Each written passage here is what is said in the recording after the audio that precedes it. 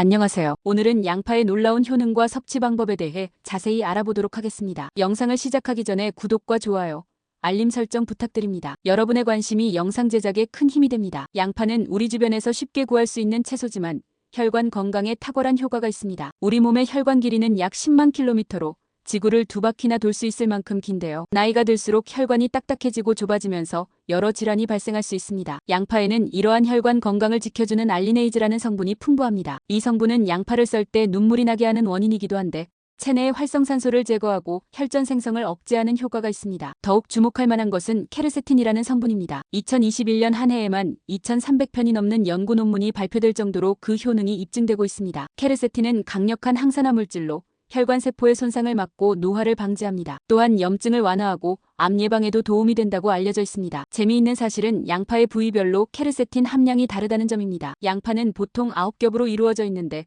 바깥쪽 껍질로 갈수록 케르세틴 함량이 높아집니다. 실제로 양파 껍질에는 속살보다 30배에서 100배 많은 케르세틴이 들어있습니다. 이런 양파의 효능을 최대한 활용하려면 올바른 섭취 방법이 중요합니다. 양파 껍질차를 만들 때는 1리터의 물에 20분간 센 불로 끓인 후 약불로 30분 더 끓여야 합니다. 이렇게 하면 케르세틴이 충분히 우러나와 효과를 볼 수 있습니다. 양파는 혈당 조절에도 탁월한 효과가 있습니다. 알리나아제라는 효소가 크롬을 활성화시켜 당뇨 예방과 관리에 도움을 줍니다. 실제로 당뇨 환자들을 대상으로 한 연구에서 양파를 꾸준히 섭취한 그룹의 혈당이 한 달 만에 26%, 5개월 후에는 39%나 감소했다고 합니다. 또한 양파는 면역력 강화에도 큰 도움이 됩니다. 감기, 독감과 같은 호흡기 바이러스에 대한 저항력을 높여주고 장염이나 대상포진과 같은 바이러스성 질환에도 효과가 있습니다. 특히 양파의 케르세틴과 비타민C가 만나면 시너지 효과를 내어 항바이러스 효과가 더욱 커집니다. 알레르기 증상 완화에도 양파가 효과적입니다. 아토피, 천식, 비염 등 알레르기 증상의 원인이 되는 히스타민의 분비를 억제하여 증상을 완화시켜줍니다. 하지만 양파도 과유불급입니다. 특히 몇 가지 주의해야 할 점이 있는데요. 동맥경화 치료제인 와파린을 복용하는 분들은 출혈 위험이 있어 섭취를 조심해야 합니다. 소화불량이 있거나 가스가 잘 차는 분들도 적정량을 지켜야 합니다. 간이 약한 분들 역시 과다 섭취는 피해야 합니다. 특히 양파즙에 대해서는 더욱 주의가 필요합니다. 당뇨병이나 신장질환이 있는 분들은 양파즙을 피해야 합니다. 농축된 형태로 섭취하면 당도가 높아지고 칼륨 함량이 매우 높아져 건강에 해로울 수 있기 때문입니다. 양파의 효능을 최대한 높이려면 함께 섭취하면 좋은 식품들이 있습니다. 식초와 함께 섭취하면 피로회복과 면역력 강화에 도움이 됩니다. 계란과 함께 먹으면 눈 건강과 치매 예방에 좋고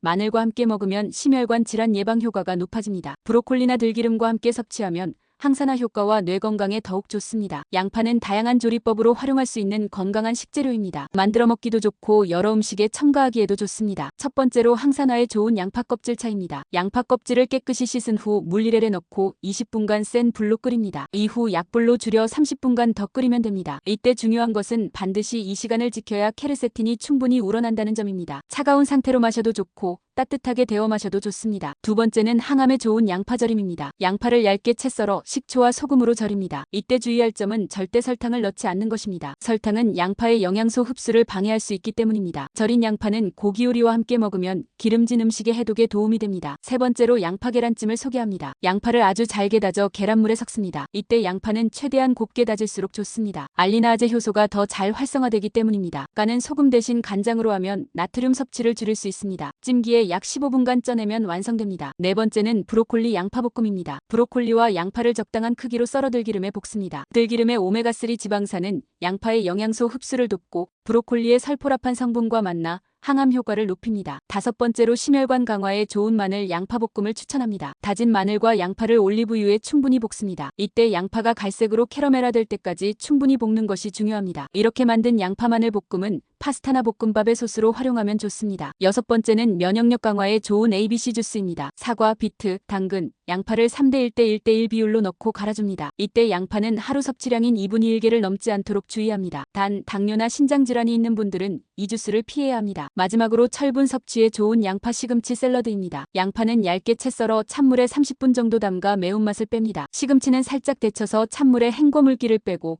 올리브유와 레몬즙으로 만든 드레싱을 넣어 버무립니다. 여기에 구운 견과류를 뿌려주면 영양가 높은 샐러드가 완성됩니다. 이러한 요리들은 양파의 영양소를 최대한 살리면서도 맛있게 즐길 수 있는 방법입니다. 특히 양파는 잘게 썰수록 알리나아제 효소가 활성화되므로 가능한 한 곱게 써는 것이 좋습니다. 또한 대부분의 양파 요리는 가열해도 영양소가 파괴되지 않으니 걱정하지 않으셔도 됩니다. 양파는 일상적으로 접하고 있는 친숙한 채소이지만 잘 몰랐던 효능이 놀랍지 않으세요? 중국인들이 기름진 음식을 많이 먹어도 혈관 질환에 잘 걸리지 않는 이유는 양파를 많이 섭취하기 때문이라고 합니다. 하지만 아무리 좋은 식품도 올바른 섭취 방법이 중요하다는 것을 잊지 마세요. 지금까지 양파의 놀라운 효능과 올바른 섭취 방법에 대해 알아보았습니다. 건강한 식생활에 양파를 활용하시되 본인의 건강 상태에 맞게 적절히 섭취하시기 바랍니다. 다음번에는 또 다른 정보로 찾아오겠습니다. 구독과 좋아요, 알림 설정 부탁드립니다. 여러분의 관심이 영상 제작에 큰 힘이 됩니다. 감사합니다.